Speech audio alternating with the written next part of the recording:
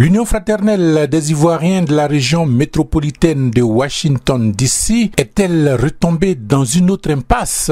Tout porte à le croire au regard des échanges qui ont eu lieu entre le conseil d'administration de cette organisation, faisant office de président de cette union, et les représentants des organisations communautaires ivoiriennes représentant les infragroupes résidant dans le métro. Après 2 années de crise sanctionnées par l'élection d'un président du nom de M. Éric Agueb Baudelaire, l'on croyait que cette organisation avait été définitivement remise sur les rails. Que non, une nouvelle polémique surgit au terme du mandat de M. Éric Baudelaire, remplacé par une équipe intérimaire dirigée par M. Gustave Biaka, président du conseil d'administration de la dite structure depuis maintenant 4 années et qui lui-même se trouve aujourd'hui en porte-à-faux avec les statuts du fait de l'épuisement environ d'1 an de son mandat. En réalité, l'origine de cette tension entre les responsables des infragroupes et l'équipe de M. Gustave Biaka est l'appel à candidature lancé par celui-ci pour l'élection d'un nouveau président de l'UFI et la possession par devers lui, depuis 6 mois environ, de l'enveloppe de $10 000 remis aux Ivoiriens de la diaspora par le Premier ministre Amadou Gon Coulibaly en avril 2017 à l'occasion de sa rencontre avec les Ivoiriens à Washington DC dans les locaux de la chancellerie. Ce samedi 28 octobre 2017, une réunion de concertation a été convoquée par M. Gustave Biaka pour, selon lui, trouver les voies et moyens qui pourraient sortir cette organisation de cette nouvelle impasse. Le Premier ministre est venu ici et en ma qualité de président du conseil d'administration, j'ai donc tenu un discours à M. le Premier ministre. Et M. le Premier ministre a bien voulu. Dans le discours, je lui ai parlé de notre communauté et aussi j'ai fait une requête pour dire que on avait des problèmes s'il pouvait nous donner un peu d'argent pour qu'on puisse organiser les élections dans la région de Washington DC. Je lui ai fait parvenir le discours par l'ambassadeur un jour avant, donc ils ont reçu le discours. Et quand nous sommes arrivés, ils nous ont donné $10 000. Les $10 000, j'ai pris l'enveloppe que j'ai remis, je voulais remettre à l'ambassadeur. L'ambassadeur a dit non, que lui ne prend pas les $10 000. Donc, j'ai pris les $10 000. Je précise que j'ai les $10 000 des Ivoiriens. Depuis, j'essaie de voir qu'est-ce qu'on peut faire de ces 10 000. J'ai consulté les uns et les autres. Il s'avère qu'il y a 4 propositions. La première, qui est soutenue par l'ambassadeur, c'est que les $10 000 c'est pour tous les Ivoiriens. Le deuxième point, c'est qu'il y a un groupe qui dit qu'il faut donner l'argent à toutes les associations qui sont venues ici, qui étaient là. Ok? New York et tout ça, mais seulement aux associations présentes. Le troisième point, qui est soutenu par moi et les autres me soutiennent, c'est que on a quand même une communauté qui est une communauté responsable. Aidé par l'ambassadeur, depuis qu'il est là, il a déjà plus de $250 000 que les gens ont donné à la communauté. Je dis de l'ambassadeur. Et moi, ma culture me dit on ne peut pas prendre l'argent du contribuable pour distribuer. Parce que nous avons besoin dans notre communauté d'être des gens quand même responsables. Pour aller aux manifestations, on loue des salles. Pourquoi, à partir des $10 000, on ne pouvait pas s'organiser pour mettre sur pied quelque chose qui puisse nous apporter de l'argent, de telle sorte que si une autorité arrive ici, on a un compte qui puisse nous permettre de mettre chaque fois l'argent dedans. Et j'ai fait une proposition concrète. Et je vous fais la proposition. J'ai dit, si on organise des élections et qu'un président est élu, le président, il est élu. Il y a 2 commissaires au compte qui sont élus. Le président du conseil d'administration et quelqu'un qui est responsable de l'ambassade vont être signataires d'un compte sur lequel on va mettre cet argent. Et quand on va organiser la communauté, si on fait des fundraising, on va mettre l'argent dedans pour qu'un jour, ma proposition, la première, c'était qu'on construise une maison des Ivoiriens où on peut avoir des magasins et une salle que si quelqu'un de notre veut se marier, il va louer à un moindre coût. Et aussi, au-dessus de cette salle, on peut avoir des chambres d'hôtel où les gens vont venir, au lieu de payer dans les hôtels une grande somme, vont payer une petite somme et on peut aller de l'avant. Bien, ça c'était ma proposition. La quatrième proposition, c'est que les gens disent qu'il faut donner l'argent seulement à ceux qui sont à Washington DC ici. Parce que les gens à New York, ils ont déjà pris beaucoup d'argent. Et donc, ils ne sont pas inclus. Donc, il y a 4 propositions. Les présidents des infragroupes sont ceux qui représentent la base. Nous sommes en concertation. Nous voulons qu'eux, ils nous donnent leur point de vue. Après eux, nous allons contacter les présidents des anciens présidents. Ils vont donner leur point de vue. Au sortir de là, nous allons nous réunir à une grande réunion Assemblée Générale et on va prendre une décision et trouver la clé s'il faut partager la clé de répartition ou bien s'il faut garder l'argent, comment on va garder l'argent, dans quelle institution et comment est-ce que l'argent va être surveillé. Donc voilà ce que je peux dire de ces 10 000 $. De ces propositions, il ressort que l'ensemble des représentants des infragroupes et associations, entités à qui M. Gustave Biaka et son conseil d'administration ont eu recours pour le règlement de cette situation, lui demandent de reverser cette somme à la trésorerie de l'ambassade dans un souci de sécurisation de ces fonds et en attendant de trouver une clé de répartition si tel devait être le cas. Les gens n'ont pas besoin de ça. Alors donc, pour une fois, il faut que l'UFISA ait des bases, une base financière sur laquelle elle va pouvoir, je vais dire, mener ses activités pour ne pas que le président soit toujours en train de, je vais dire, soit stressé, parce qu'il n'y a rien, personne ne cotise. Voici un peu ce que je voulais dire par rapport à, je vais dire, aux propositions que... Qu'on arrête ce cinéma, qu'on repart sur de nouvelles bases, qu'on arrête tout ça. Remettez l'argent, nous les infragroupes, on va se réunir et remettre l'UFI en marche. C'est-à-dire, élection de président, tout ça, c'est déconné. Parce qu'on repart sur le même chemin. On a fait avant, 20 000 $ ont été donnés, 100 000 ont été donnés, 50 000 ont été donnés, et ça s'est amassé. Et finalement, quand on est revenu faire le compte ici, là, combien on a trouvé? De quoi on nous parle ici? Donc moi, je vais vraiment, comment on appelle, aller dans le sens de la majorité qui dit qu'il n'y a qu'à remettre l'argent, hein, comment on appelle, au trésorier de l'ambassade, pas l'ambassadeur. Comme ça, il serait dégagé. Maintenant, on va procéder à autre chose. Je crois que c'est plus simple que ça. Vous êtes tous des intellectuels, donc quand on remet de l'argent, c'est-à-dire l'argent du contribuable, l'argent public, et qu'un être humain, en tant que M. Biaka, le met dans son compte personnel, en tant que moi, je ne sais pas, dans le code pénal, qu'est-ce que ça veut dire au juste? Parce qu'en principe, il n'avait pas le droit. Il n'avait pas le droit. Ça, je me suis renseignée, il n'avait pas le droit de mettre cet argent personnel, cet argent public dans lui, son compte personnel. Ça déjà, c'est une faute. En tant qu'éducateur, il est enseignant, il ne peut pas enseigner ça à un de ses élèves. Ça seulement je peux dire. Maintenant, la proposition, nous tous nous sommes entendus.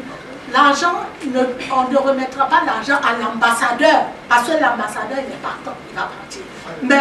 Mais non, même quand on dit il est partant, tout ça, c'est-à-dire qu'il soit là 10 ans, il va partir un jour. Mais à la comptabilité de notre ambassade. Le monsieur ne peut pas prendre l'argent. Le monsieur ne peut pas prendre l'argent sans le consentement de l'ambassadeur. Ce n'est pas possible, on le sait. Vous pensez que le monsieur qui est comptable ici, on vient dire la chose, on vous remet 10 000 $, et puis l'ambassadeur n'est pas au courant, et puis il va accepter cela? Mais c'est une lourde responsabilité. Cet argent, oui, qui ici peut dire que non, quand on va lui remettre là, il va compter, il va aller voir sur le compte de l'ambassade pour voir que l'argent est parti là-bas. Le même monsieur peut reprendre l'argent et puis aller garder ça chez lui. La proposition que je fais, c'est qu'on parte ouvrir un compte, que chacun peut avoir un accès tout juste pour regarder le compte. Ramener l'argent à l'ambassade, moi-même j'ai un problème, en tant que citoyen, j'ai un problème avec ça, parce que je ne fais pas confiance au trésor ivoirien. C'est de l'argent public. Comme l'a dit M. Nabo tout à l'heure, l'ambassadeur est prêt à recevoir cet argent. Et dire que ce n'est pas responsable de retourner l'argent, mais de quoi on parle ici? Je peux venir à mourir. Oui. Et l'argent public est dans mon compte. Ça appartient à qui? Le jour qu'on remettait l'argent, le Premier ministre donnait l'argent, il avait dit que c'était pour la diaspora. Et ce jour-là, nous avions des gens qui étaient venus de North Carolina, de New York. Donc mon écriture, c'est si vous mettez l'argent dans le code de l'UFI, DMV, au niveau d'ici, comment ceux-là auront leur part? Est-ce que vous avez pensé à donner la part de ces gens-là ou bien comment ça va se passer? Donc c'est la question que je vous pose. L'ambassadeur m'a remis l'argent, il dit qu'il ne prend pas. Je ne vais pas lui donner, moi je suis un responsable. Quand tu me dis de faire quelque chose, je le fais. Et je sais que je vais... Cet argent, c'est vrai, il y a des gens qui ont bouffé l'argent. Et je sais. Il y a des gens qui ont bouffé l'argent. Pour la mort, toi tu as pris 10 000 $ des Ivoiriens. Quoi ça? Avec l'ambassadeur Kokora. Et tu as fait certaines choses. Tu n'as pas fait de compte rendu. Non, si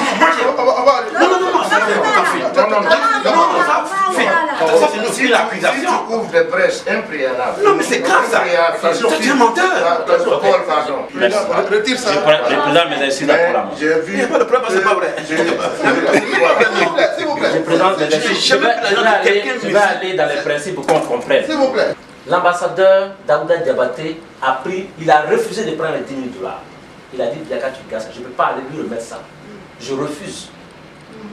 L'ambassadeur, il a vu le trésorier payeur et il a dit de prendre l'argent. Je ne peux pas, moi, me dérober de mes responsabilités pour aller lui remettre ça. Donc je ne peux pas faire ça. Maintenant, si je bouffe votre argent, vous pouvez m'en vouloir pour ça. Et je vous dis que j'ai l'argent de la communauté, 10 000 $ qu'on m'a remis. Et je vous répète ça. Et un homme responsable, ne peut pas prendre 10 000 $ et puis mettre ça sur son matelas. Et moi, je représente l'UFI. Des fois, quand on va, les gens parlent d'intérêt. Mais quand je vais représenter l'UFI, que des fois, je donne 100 $ pour l'UFI, là, c'est sur mon argent que je prends ça. Donc, je représente l'UFI dignement. Bien, s'il vous plaît, dites-moi clairement qu'est-ce qu'on fait de cet argent. Cette affaire de mettre ça à l'ambassade, je ne peux pas.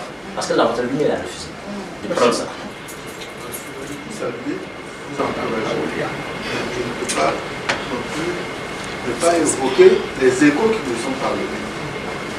Tous ceux qui m'ont appelé me disent, mais monsieur l'ambassadeur, les 10 000 $, qu'est-ce que ça veut dire? Qu'est-ce que ça veut dire? Et par ailleurs, il y a d'autres échos aussi qui me parviennent, disant que, ah, mais c'est pas pour la première fois qu'on dépense l'argent de la communauté et puis il n'y a rien dedans. Donc tout ça aussi, c'est de nature à faire peur. C'est ce qui m'a amené à m'intéresser au sujet. On dit que ce n'est pas pour la première fois. Et puis on a commencé à énumérer tous ceux qui sont entrés en possession, ou plutôt qui sont entrés en contact avec l'argent de la communauté, qui ont dépensé et puis il n'y a rien eu dedans. Donc, en d'autres termes, si cette fois-ci, comme on le dit, il n'y a jamais eu de 103, si les autres ont dépensé qu'il n'y a rien eu dedans, cette fois-ci, si ça se dépense, il n'y aura rien dedans. Donc moi, quelque part, je vais avoir ça sur la conscience. Je me dis, mais cette fois-ci-là, on nous avait confié, puis on n'a pas pris, et ça a été dépensé. Si on avait pris, peut-être que ça aurait servi à autre chose. Vous comprenez? Voilà un peu ce qui m'a amené à m'intéresser à nouveau au sujet. Sinon, reprendre l'argent. Pourquoi je vais reprendre l'argent? Eric est là, ils sont venus, on avait l'argent dans le coffre. Ils sont venus nous assiéger pour dire que l'ambassade avait dépensé l'argent de Dieu. Ils ont écrit dans le journal. Ah bon. Non, c'est parce que nous on est habitués à ce genre de situation. Sinon, attends, je vous ai déjà dit, nous on a la chance d'être dans ces positions, on a un salaire, et puis ce qu'on va donner à vos jeunes frères et à vos enfants, c'est ce que vous allez prendre pour ajouter sur ce que vous avez déjà. Moi je ne fonctionne pas comme ça. Le jour il est venu, on a fait le point devant vous tous. Et puis bon, sur la clé de répartition qui a été arrêtée, l'argent a été réparti. C'est à partir de ce moment-là que nous nous sommes débarrassés de l'argent de la communauté qui était à l'époque de l'ambassade. Mais si d'aventure il s'avère que c'est ça la solution, ce n'est pas l'ambassadeur qui va prendre l'argent. C'est l'ambassade, on va désigner ceux qui doivent s'assurer la bonne gestion. Ils prennent l'argent, ils posent dans le compte. Et puis, moi je suis sur le départ. Le mec, quand ça va trouver, l'ambassadeur a pris l'argent pour partir. Ouais. Ça c'est vite dit. Ah, oui. Et je ne serai pas là pour venir expliquer que non, ça ne marche pas comme ça. Donc si ça doit revenir à l'ambassade, ce n'est pas l'ambassadeur qui va prendre. C'est ceux qui vont être désignés pour assurer la gestion. La garde de cette somme-là qui doit être les responsables. Parce que l'ambassade ne peut pas non plus se disculper par rapport aux responsabilités qui lui incombent. Parce que bon, nous sommes quand même les premiers responsables au niveau de notre communauté ici. S'il y a des problèmes, on a recours à nous, on ne veut pas dire non, on ne veut pas assumer ces responsabilités-là. Mais il y a 3 ans, quand le problème s'était posé, on était obligé de trouver la solution, de trancher dans le vide, et puis bon, on remet, on a remis, et puis bon, on était tranquille depuis ce jour-là. Merci beaucoup. Merci beaucoup. Le deuxième point à l'ordre du jour de cette réunion de concertation concernait les questions liées à l'organisation de la future élection du président de l'Union fraternelle des Ivoiriens de la région métropolitaine de Washington, D.C. À ce niveau, il faut noter qu'il a été demandé à M. Gustave Biaka et son équipe de surseoir à l'ensemble des démarches déjà entreprises ayant trait à l'appel à candidature pour élire un nouveau président et de convoquer en lieu et place, dans les jours à venir, une assemblée générale, organe suprême de l'UFI, donc compétente à la matière, pour décider de la conduite à tenir dans le cas d'espèce. La nomination de l'association. Changer carrément la nomination de l'association qui ferait partir l'association sur une nouvelle base, n'est-ce pas, avec un nouveau nom. Un nouveau nom change beaucoup de choses. Un nouveau nom donne une nouvelle coloration, une nouvelle, n'est-ce pas, disposition. Et puis, à partir de là, on pourra définir maintenant les questions de tax ID, etc., etc.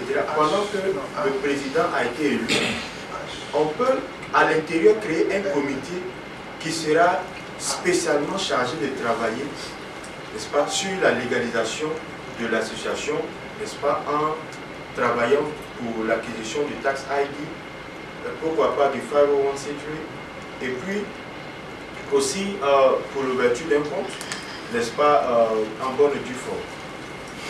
25 ans, on a fait les mêmes choses. C'est ce qu'on est en train de faire ici. C'est ce qu'on a fait pendant 25 ans. On a le même résultat. Et on dit aussi que ceux qui ne tirent pas les leçons de l'histoire sont condamnés à répéter la même chose. Donc je pense qu'il faut pouvoir, pour une fois, rompre avec les habitudes de 25 ans. Si pendant 25 ans on a souffert et qu'on trouve ce comité-là, ça peut être des anciens présidents. Ceux qui ont écrit, il y a des gens qui ont écrit les premiers statuts de l'UFI qui sont encore vivants. Ils sont encore ici. Il y a des religieux, il y a des musulmans, il y a des pasteurs. On peut créer un groupe représentatif de la communauté.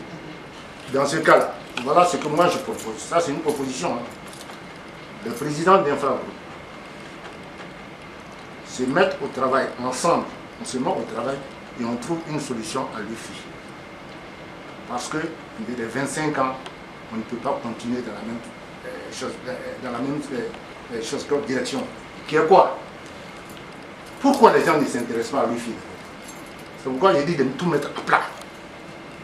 Il faut motiver les gens, montrer des exemples, des références qui amènent les gens à payer leurs cotisations. Tant qu'il n'y a pas ces références-là, personne n'ira vers l'UFI. Comme il a si bien dit tout à l'heure, à l'Assemblée générale, il y avait 4 personnes. 25 années, ce n'est pas les mêmes hommes pendant les 25 années. 25 années, c'est différent seulement. C'est de nouvelles personnes, c'est de nouvelles capacités, c'est de nouvelles technologies, de nouvelles réalités. L'Amérique de 25 ans en arrière et l'Amérique de 25 ans après aujourd'hui, ce n'est plus la même Amérique. On a les smartphones qu'il n'y avait pas 25 ans en arrière. Mais nous sommes toujours dans la même Amérique. Il faut pouvoir donner la possibilité aux gens. Le problème que, en écoutant les différentes personnes, n'est-ce pas, les différentes interprétations et interventions, je me rends compte qu'il y a un problème à la base de confiance. Personne n'a confiance en personne. On va mettre tout à plat. en utilisant le thème de Frère Nabo, ça va revenir demain, ça sera la même rengaine. Le problème de confiance. Le problème de confiance, il faut pour une fois, c'est parce que quand quelqu'un est élu, d'autres personnes, à un certain moment donné, retiennent leur force, ne mettent pas leur engagement, ne mettent pas de leur volonté, ne mettent pas de leur énergie, en espérant que l'autre qui est à la tête puisse tomber pour que nous puissions nous satisfaire ou nous réjouir du fait qu'il soit tombé. Mais moi, quand j'étais présidente, je ne savais rien de tout ça. Mais mon mari a dit, mais quand c'est un groupe et qu'il y a un number, ta sociale est attachée, mais le jour que tu n'es plus présidente, tu signes, tu délivres, et puis le second président prend en marche les comptes de l'association. Donc tu n'as même pas de problème. Je dis non, il faut que je fasse les taxes à mon... Il dit non, tu fais les taxes comme une association. Ça c'est à part. Et donc, toute personne peut se renseigner en tant que président d'un groupe pour pouvoir faire évoluer le groupe. Donc si nous, les sous-groupes, on peut évoluer, c'est que l'UFI peut évoluer. Avec tous ces problèmes, des expériences-là, il est temps, grand temps cette fois-ci-là. C'est ça qui a fait, je vais utiliser le mot de Biaka maintenant, c'est ça qui a fait que nous avons surgi ou ressurgi. C'est ça là, de toi à moi, c'est ça. Parce que si on laisse encore, ça va devenir la même chose. Et on ne va pas avancer. Il y a eu, après, Clément Nabo a pu trouver, après, quand les numéros ont disparu là, Clément Nabo a pu trouver le numéro. Il a enregistré l'UFI avec, je crois, 2 ou 3 personnes. Mais encore, c'est descendu. Jusqu'à aujourd'hui, on n'a pas ce compte, on n'a pas ce numéro de ARS. Il y a des problèmes, on n'a pas besoin de dire ici, par exemple, c'est trop long. Mais il faut reconnaître qu'il faut vraiment s'asseoir au moins après 25 ans, un quart de siècle, et dire qu'est-ce que nous avons pu faire de mal pour que 25 ans, quand on va dehors là-bas, on ne puisse pas trouver trace de l'UFI. Ce que tu as dit, où je serais d'accord avec toi, c'est l'Assemblée. Dis-nous, quand est-ce qu'on doit convoquer cette Assemblée-là? Le plus tôt sera le mieux qu'on tienne cette Assemblée-là. Et puis, on va prendre les décisions dans l'Assemblée. Évitons les détails. Sinon, on va avoir une bonne réponse. Merci beaucoup. Moi, je suis d'accord avec ce principe. Parce qu'il faut une Assemblée générale pour prendre une décision. Le conseil d'administration va convoquer une Assemblée générale. Quelques participants ont bien voulu donner leur impression à l'issue de cette rencontre de concertation. Bonsoir. Oui, bonsoir M. Nabo. Vraiment, ça a été un plaisir de participer à cette rencontre avec les Ivoiriens. Je pense que ce qu'on doit pouvoir retenir, c'est qu'il y a vraiment une volonté de restructurer les choses au niveau de notre communauté. Et donc, il appartient aux Ivoiriens aujourd'hui de faire un peu d'effort, de mettre un peu de leur temps pour pouvoir restructurer l'UFI. C'est vrai que les débats étaient très houleux entre le comité du grand frère Biaka et tous les présidents des infragroupes. Mais ce qu'on retient, il y a eu vraiment une volonté de rompre avec la crise qui a miné l'UFI pendant 25 ans. Alors vraiment, je vous remercie pour le micro et bonsoir. Merci Nabo Clément. Moi c'est Julien Sier, je suis le porte-parole des présidents de l'association de Washington DC Area et on vient d'avoir une réunion avec le conseil d'administration dirigé par M. Biaka et je suis très content, la réunion s'est très bien déroulée. Vraiment l'ordre du jour a été très bien, on a parlé un peu de l'argent que la Côte d'Ivoire a donné, le président du conseil d'administration nous a donné une très bonne réponse.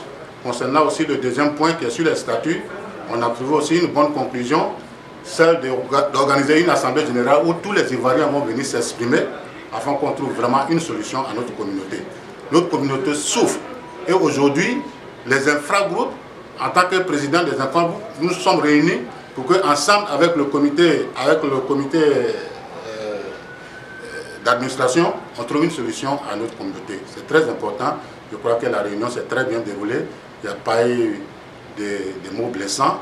Tout le monde s'est réjoui. Et je crois qu'on s'est terminé vraiment bien. Je te remercie. Je remercie la radio. Nous avons eu une réunion de concertation. Nous avons convoqué une réunion de concertation avec les présidents des infragroupes. Il y a eu seulement 3 présidents qui se sont présentés. Les autres n'étant pas là, on a quand même tenu à faire la réunion parce que c'était une réunion de concertation. À cette réunion de concertation, il y a eu 2 points. Le premier point, c'est 10 000 $ du Premier ministre.